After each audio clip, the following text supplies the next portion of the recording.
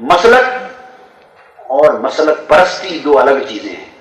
مسلک کا ہونا اچھا ہے امت کے لیے، مگر مسلک پرستی بصورت فرقہ پرستی جس میں تفرق اور انتشار پیدا ہو امت میں، اور وہ بجائے خیر کے شر اور فتنے کا باعث بن جائے، وہ مذموم ہے. تو وہ کیا؟ وہ ایک ذہنیت ہے کہ خود کو ہی صرف مسلمان اور مبنی بر ہدایت سمجھنا اور باقیوں کو کافر مشرک اور خارج از اسلام جاننا.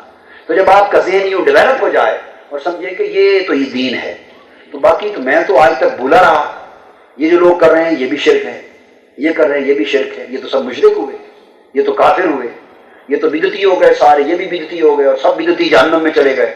تو جا کے لب لباب یہ نکلا کہ وہ چھوڑے زیادہ بچے کھچے یہ آدمی مسلمان جنت کے لائق رہ گئے، باقی امت کی اکثریت تو کفر و شرک کی وجہ سے جہنم میں جا پہنچی. جب یہ ایپٹیچیوڈ، مینٹل ایپٹیچیوڈ ڈیولپ ہو جائے تو اصل اس ایپٹیچیوڈ کو فرقہ پرستی کہتے ہیں.